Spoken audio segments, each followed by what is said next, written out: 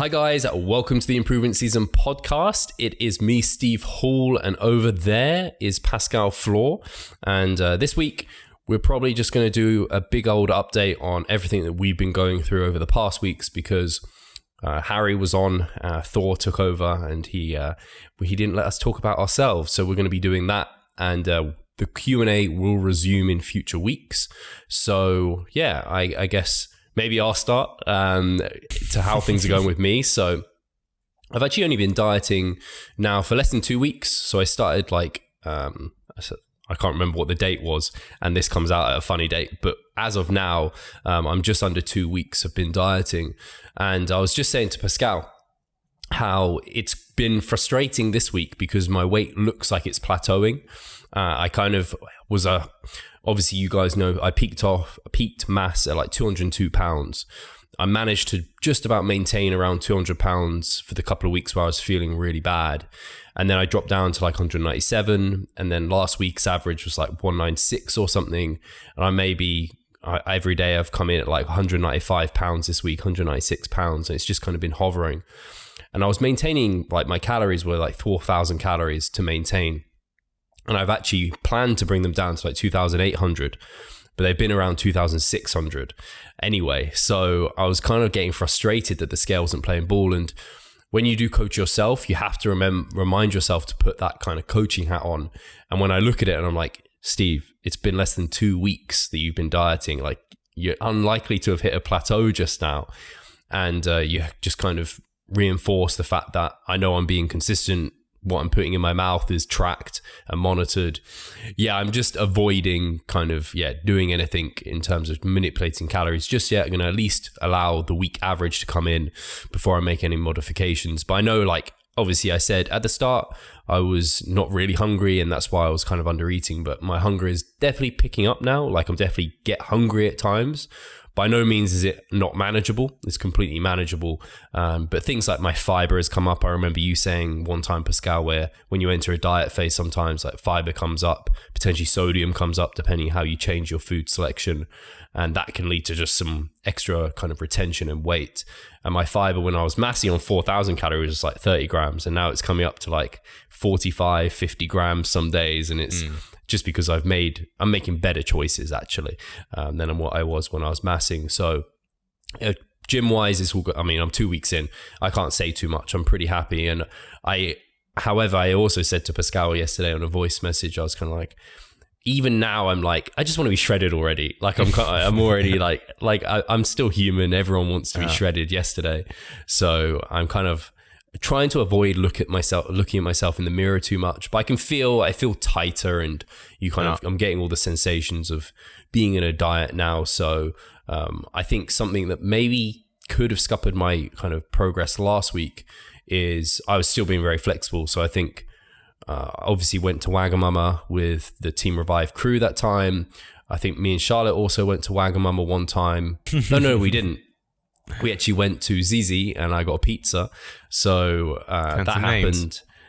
And then what did we have? We had a takeaway one night and we got the real Greek. And I just had like a chicken. It was just like a chicken shish kebab, basically. It's not hard. But these are things that are on track to the precision that I could have if I was making it myself. I overestimated. I think I estimated very well. But they always throw something in the mix, which is why we obviously towards like prep and towards the end of diets, you take it a bit more seriously and you don't eat out and stuff like that. And I'm glad I can be flexible, but sometimes you are like, should I just, I don't want to chop those things out because I don't think it's necessary. I don't think that would help my relationship with Charlotte or food. So yeah, that's where I'm kind of at. But yeah, at the moment, I'm really enjoying training. Nice. Switch back to a push-pull leg split, lower frequency from my upper lower. And yeah, it's been nice and everything's feeling kind of good now. Whereas, yeah, at the end of my kind of the last month of mass, I just was not enjoying training. So it's been a nice change. I find it very cool to hear though, because I have a couple of clients at the moment and I think, I blame the Christmas period because it's such a busy period, and I have a theory why that is the case, that so many people are losing their motivation during that time, that they are just like a little bit, I don't want to go to the gym, nutrition is a little bit overwhelming, my theory behind that is basically that your structure and your typical routine is just like totally out of the normal place where it's normally at. You have to be more flexible. There are social obligations more often that you need to be flexible for as well, right? And also then when it comes to humans are just creatures of habits. And when you are just being thrown out of that habit and that routine, things will get more challenging and things will demand you to actually put in more effort into making it happen, right? And I would assume that this is then the case when it comes to the motivational aspect of things. But it's great to hear that someone like you even has times where you are not very much motivated to go to the gym and still continue ticking off the boxes though. Yeah, it was the last couple of months of massing were not fun at all. So it's been really, I said to Pascal, actually, it's such a weird thing to say, but now I'm dieting, I kind of feel alive. I like the sensation of hunger now is like, oh, that's such a nice change from constantly feeling stuffed out of like just so stuffed and just to the point of which it was just uncomfortable. And I'm just excited, for the future and to see how things go. But you've already had a whole month of dieting. You had a before and after.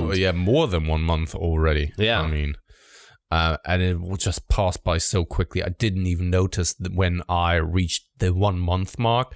This is how well everything is going at the moment. It's like you said as well, dieting makes me feel kind of alive and also a little bit more on track because you have to be more rigid and you have to be a little bit more meticulous with everything. And this is where I'm striving. I don't know what it is, but I just love when everything has its place, it's structured, and you just need to go out there and execute. This is what I'm doing, and I haven't missed one thing from all the things that I need to take. And it's amazing. It feels good. It feels good of dieting. It feels good to be on track. The weight is just falling off, and I think I would blame it for how well I set everything up before that. How well I planned everything out, how well I prepared myself mentally and also physically for that period of time. And thus the weight is just coming down. And this time around, also my entire dieting mentality has changed completely because you brought it up that in the past, there was a time when I started my contest prep in 2017 that I was a little bit afraid of hunger. I wasn't in the best place as well when it comes to the food relationship.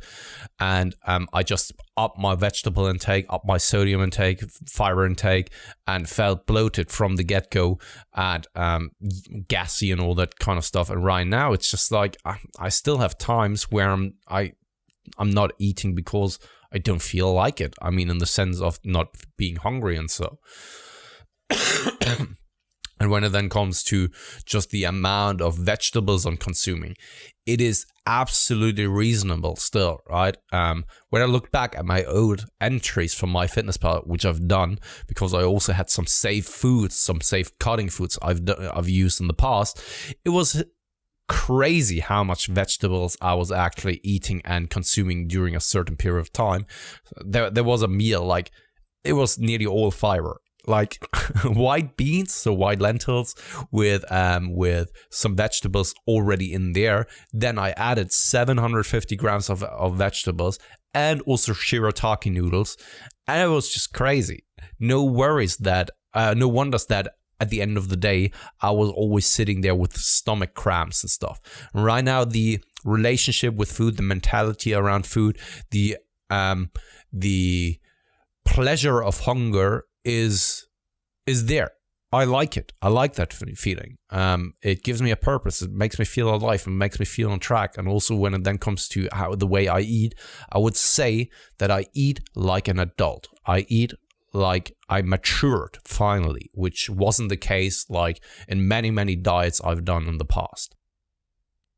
Can we get some numbers? So what's your intake? What's your steps? And then I don't know if your day-to-day looks similar, but just take us through what a day looks like for you eating. Yeah, absolutely. So when it comes to the overall step counts, I'm always reaching for a minimum of 10,000 steps, but normally I'm in around 10 to 12,000 steps.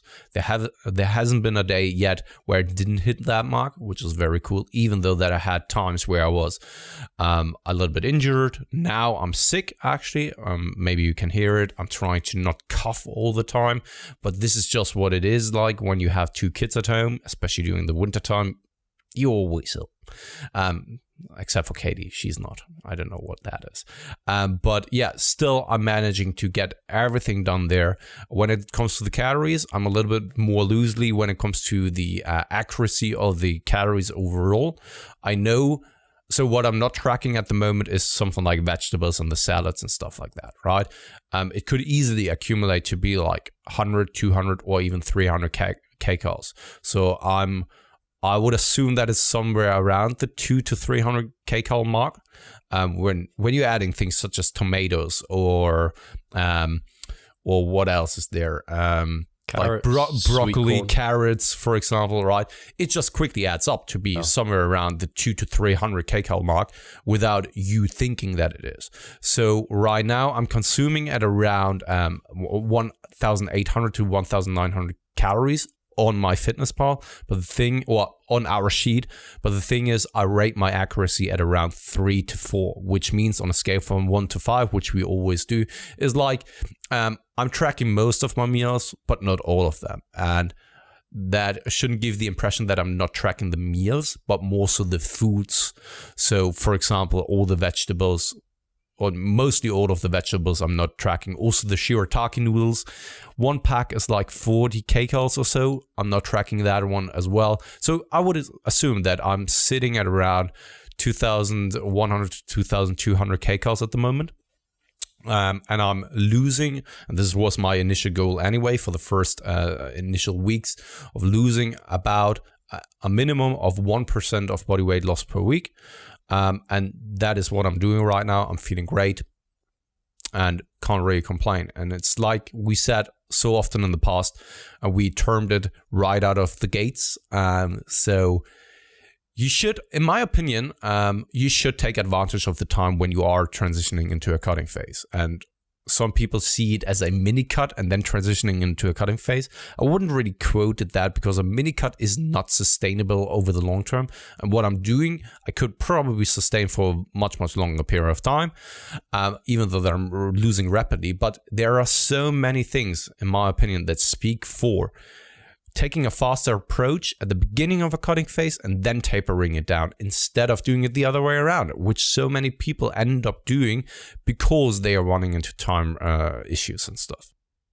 Absolutely. Yeah, that makes complete sense. And like I said about eating out, like not tracking vegetables, these are the sort of things that you can kind of quote unquote get away with when you're at this stage, because you are in such a big deficit. Absolutely. Whereas hopefully towards stage, you're tapering that deficit, you're in a smaller one. So every little thing does really count and add up. Yeah, so from the the week after that, I will be dropping it down to 0.75% of body weight loss per week as a minimum.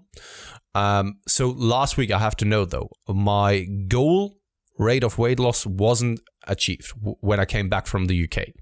Normally, I make adjustments, but because I knew the context behind that, and because I tracked my data in the past, and this always happened in the past, that my weight either shot up or stayed for 1 or 2 weeks the same when I came back from a travel like this, I knew like I'm still on track, because the previous weeks I was always above 1%. And there was no way that in a time frame of like 1 to 2 days, everything has changed and I'm only losing, because I ended up being only 0.3% of body weight loss, that I'm now sitting there.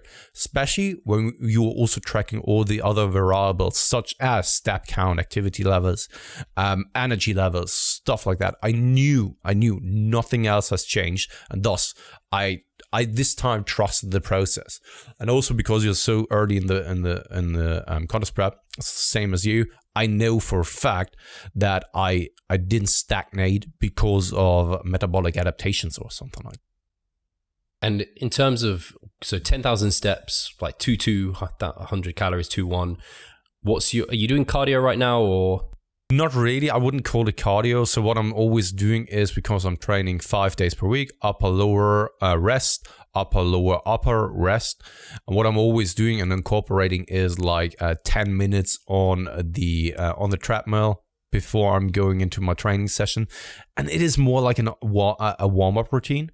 It's not really cardio, right? But this is something that I've implemented. And I think I said it a couple of times in the past as well, that this is something that I've incorporated with a lot of my clients because it's not very much invasive. It's a convenient way of getting energy expenditure in instead of having a dedicated or 2 dedicated days of doing additional cardio. And this can come later down the line, such as also then starting to track the vegetables so that, when things are slowing down in regards to the rate of weight loss and you're not on track with the rate of weight loss that you're aiming for, then you have to actually be a little bit more rigid and disciplined with tracking those variables.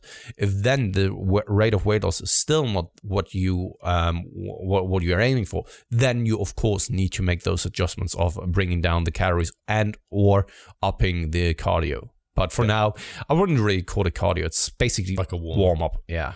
Cool. And then take us through a day. So what does a day of eating look like? Oh, yeah. So I am getting up. So I'm primarily speaking about a training day, right? Because non-training day, the only difference is that I'm not consuming a whey shake in the morning. So it's basically otherwise the same. So I get up in the morning, 5 o'clock.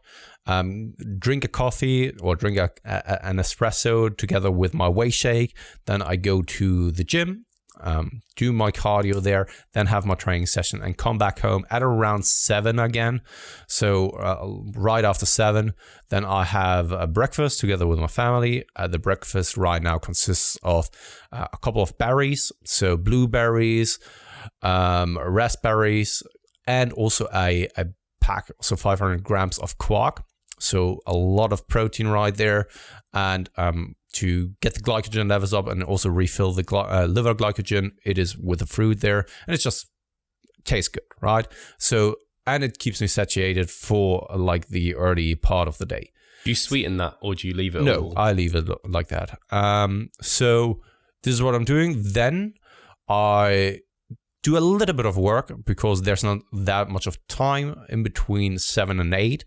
Because at 8, Katie is bringing Hugo to the kindergarten and I'm taking Tony out for a walk, which is additional 7.5 kilograms in front of me, which is very cool to then go out for a walk. The walk consists of like 4,000 steps, which is cool.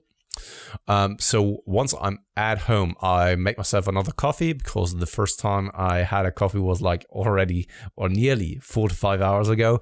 So doing a coffee, then getting to work, doing more check-ins, and that takes me to about like 11 to 12. Then I have my my lunch, which right now either is something like noodles with tomato sauce or something like that, and then some kind of protein sauce along with that, or what I've implemented in this cutting phase, and it is amazing. And this is something that I only did, or I couldn't have done in 2017 due to financial reasons. I'm eating plenty of steak at the moment. So I would say nearly every second day I'm having a steak for lunch with some salad. So making myself another salad there. So this is what I'm doing. Then probably have an apple here or there in between the day or throughout the day, another coffee, and then dinner time comes around. And right now I'm making myself very often a salad as well, which then consists of a little bit of cheese. So feta, is it called feta cheese? Yeah. Feta cheese with a tuna and a nice dressing, because dressing is what makes a salad. Without dressing, holy shit, it can taste so boring and so awful. And the salad actually tastes very, very good. So yeah, this is what a typical day looks like, and not much of a deviation and difference throughout the week. The breakfast always kind of stays the same. Of course, the lunch differentiates every once in a while. And then, of course, also the dinner depends on the situation. But this is what a day looks like most of the time. No potatoes. No potatoes. No. Not now, not now. Probably when the calories are coming up again because of the rate of weight loss. Because right now the rate of weight loss is amazing, and I don't see that I reduce my activity levels, because 10,000 steps to 12,000 steps is not really that high. So the way I need to actually then bring the rate of weight loss down, which is a luxury situation to be in, is actually to bring calories back up. And I would assume that I would bring them back up to something like 2,300 to 2,400.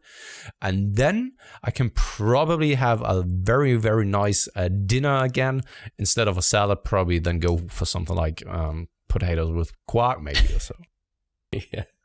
Fantastic. Cool. No, I think it's nice for people to hear kind of what your day of eating looks like, and get context for what's going on with you. And actually also well noted that one of your walks, at least, actually maybe all your walks, is weighted. All of them, yeah. So I'm always trying to either have Tony in front of me or where is it? Here's it. Can you see this? The weighted vest. So all of my walks are weighted, which is very cool. And right now, the 10 kilograms are not that heavy anymore on myself when I'm wearing the weighted vest. And probably also because Tony is just getting heavier and heavier, but also at the same time, I was getting lighter and lighter as well. When I was wearing that thing, when I was weighing still in at around 84 kilograms, and throughout the day I was probably weighing somewhere around 85, 86 with food and water inside of me.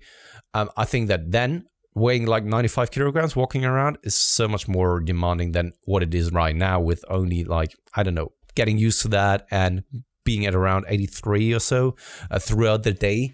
So yeah, it is very, very cool. And I think that it is extremely helpful to get like 10,000 steps in with 90 kilograms instead of 80 kilograms, when every step is so much more heavier, right? So interesting, because my steps accumulate, and I'm between 15 to 16,000 a day. And mine accumulate just very differently to you. So I'd been thinking about weighted vest and wearing them on walks, but I was like, but my walks are all really short. None of them, like the longest walk is maybe 45 minutes with Ada, but to, I don't know, wearing it for that walk, it just kind of feels, because I can't wear it the to and fro the gym twice in the day, and then taking her out for like short walk in the day and then a longer walk in the evening. I don't think wearing the vest would help me a whole lot at the moment. I mean, I would also, this is something that I have to say and have to acknowledge for myself. I will not wear that when for example, I went with Hugo to the Christmas market, right? And you could actually always then make the argument of like, yeah, no, I'm a prep, I'm dedicated, that's why I'm wearing it all the time. And I even didn't take it with me to the UK, because why? I mean, come on. Yes, it's a nice gadget, but it's also very impractical on a day-to-day basis. So I'm only wearing that when I know that I can wear it, when it's not causing any kind of inconvenience or so, right?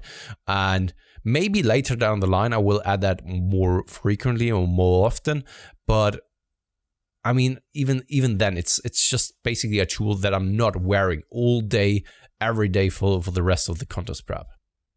It's something I'm still interested to, I may still get one because of just to feel what it's like, because I know Elias, for example, he is like wearing that all day at work, and he's got kind of his physical labor, so he's already got a high expenditure, so now he's got this weighted vest on. I think that's a good idea though, right? Yeah, don't you think so? I mean, it makes more sense for him than like me sitting here all day. Absolutely.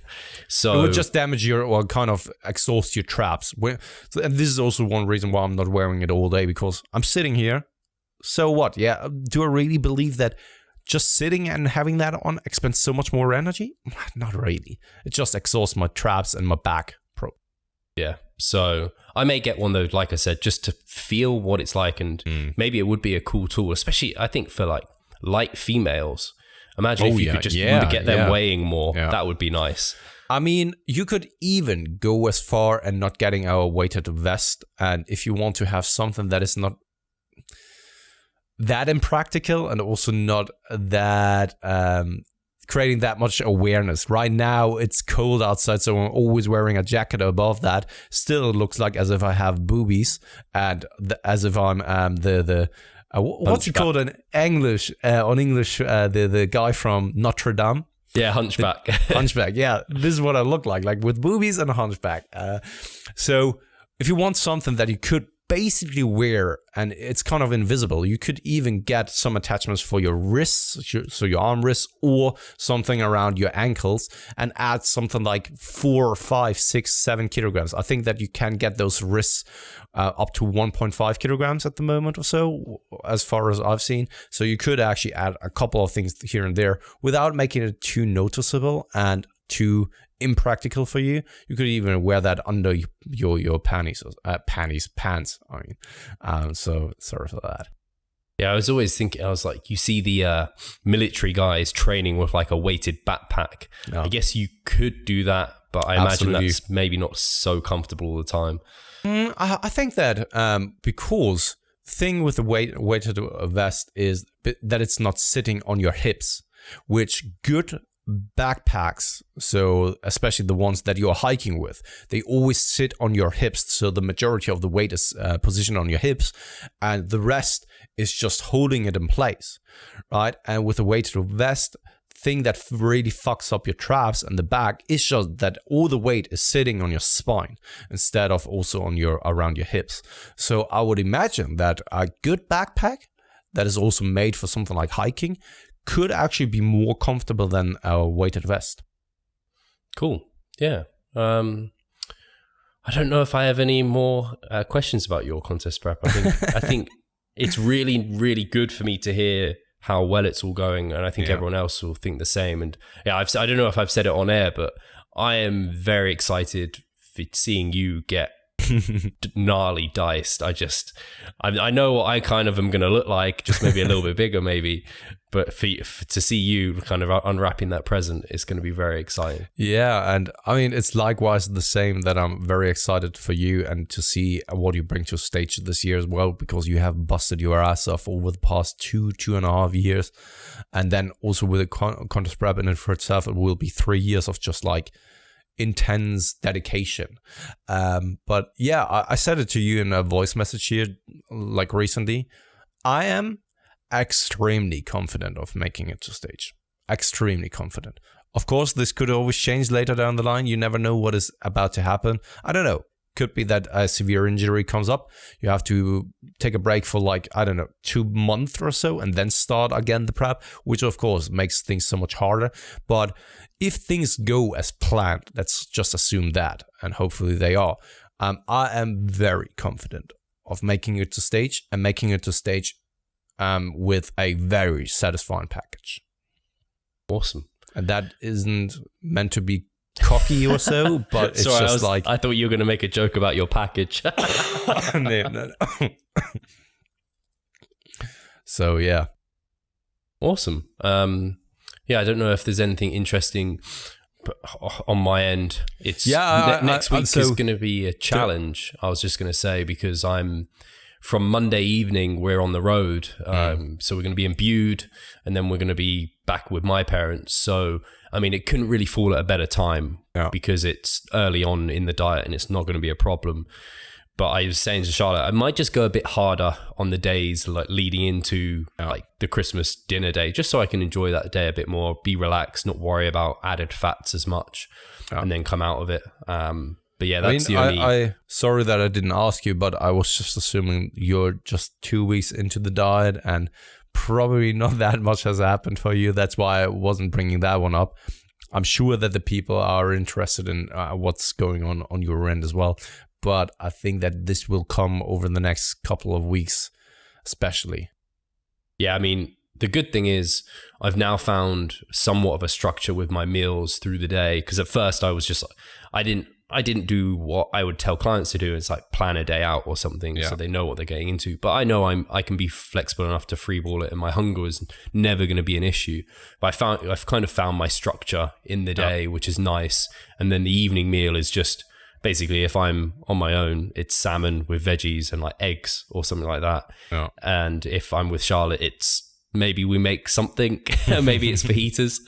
We had fajitas the other night, but weirdly, the good thing is the main update on my end is the nausea's gone, the bloating's gone, the issues I was having in my stomach have really kind of got much better. And I think it probably, if I explain it actually, I think probably the issue I had after consulting with Gabrielle was I let my food quality diminish, and that led to further nausea and issues, which may be related to my gut flora. They could have been kind of poorly affected. I was still getting in fruit and veggies, fruit juice mainly, veggies maybe 3 a day. I was still getting 30 grams of fiber, but that might not have been enough. So it that may have been the cause. And then with the serious mass may have been causing me some issues because I was having it with a limited amount of water to make it easier. But then because of the amount of carbohydrates within it, it was drawing a load of water to my gut, making me feel bloated, but also sick and nauseous. And then there's also potentially a chance that I was a little bit lactose sensitive, and I was having tons of lactose because liquid calories through milk, chocolate milk, through whey shakes. So at the moment, I've just reduced my lactose to just like whey shakes. I have whey concentrate, but I will have lactose-free milk or almond milk is what I've been consuming. And I still have maybe some Greek yogurt now and then, but nothing to the levels I was having previously. And Gabrielle interestingly said that your lactose intolerance or tolerance can change over time even. So that's something for everyone to always kind of be aware of. I didn't realize that was a thing, that you could become more or less tolerant at certain times. And she just said that I don't have an intolerance as such, but it may have been that I just was particularly sensitive at that time. So things seem to have kind of diminished. And so I am hopefully not going to go for the endoscopy. I don't currently have it booked in. It was you book in a dummy appointment and then they contact you. But I do have an ultrasound booked in, which I may still go for because that's pretty harmless, just to see if there's anything. But that's the only real change on my end.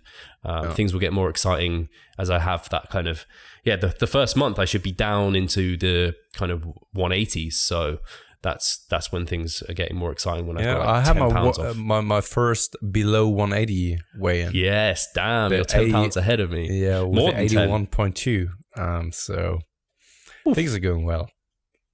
Awesome. Yeah.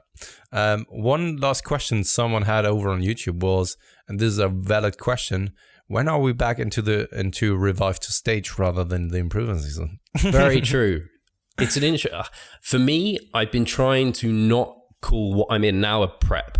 I'm trying to call, because I think it just helps me with my like anxiety and kind of that sort of thing. And I don't want to take it as seriously as a prep yet. So I'm waiting for like the last 4 months to call it. Okay. So here's the news then. It's back to Revive to Stage once Steve is actually officially calling it a prep. Unless, well, you're calling it a prep now though. You're in prep. Yeah, I would say so. I'm prepping for the prep, so maybe it is kind of reviving. I mean, stage. when as far as things go right now, I will probably still take a prolonged diet break of around 4 to 5 weeks or so. So you could then, at that stage, I'm probably saying like, no, it was the diet before the diet. I wasn't prepping then. So that I actually can get away with saying like, no, I only prep for 24 weeks instead of like whatever it is. I think in my head, actually thinking about it now, the improvement season is over for us. We're not improving anymore. We're revealing. So we are reviving to stage. So maybe it can, from maybe like this episode, go to Revive to Stage. I did introduce it as the improvement season though, which will get us more views. I don't know, whichever one. Yeah. So we maybe next time then. So I know it was a short, kind of a short check-in from our end. We just wanted to give you a little bit of content to listen to over the Christmas days. We will be taking some time off, so this is of course as always pre-recorded, but we don't want to take up of your time for too long, so that you actually go out and spend some time with their families and with loved ones, and not just in the bubble of bodybuilding. This is what the other 51 weeks of the year are there for, right? And that's why I think that we called it a day here now.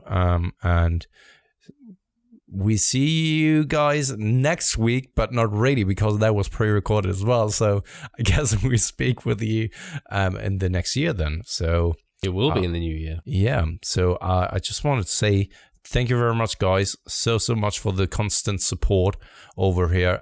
It is a pleasure seeing like loyal listeners, but also the ones who are tuning in for the first time. This year, 2019 has been a very successful year for Revive Stronger in the sense of that we are getting more support, but also we have increased our team with a lot of new coaches. So Ryan is new on board officially. Harry is new on the team. Jess is now an intern officially on the team as well. Mike Chalice is a physiotherapist, and 2020 will hopefully grow or continue to be as successful as this year, so that we actually can give you guys more and more quality content and continue the journey together, because it's time to revive to stage. Awesome. Yeah, I can only reiterate Pascal's comments. Thank you, the audience, our clients, past clients. Without all of you tuning in and kind of digesting our information and potentially taking us up as a coach, we couldn't be where we are. And we're all in this together. So many exciting things happening in 2020. And I wish everyone a Merry Christmas and I guess a Happy New Year as well, because we won't speak before then. Yeah, absolutely. Cheers, guys.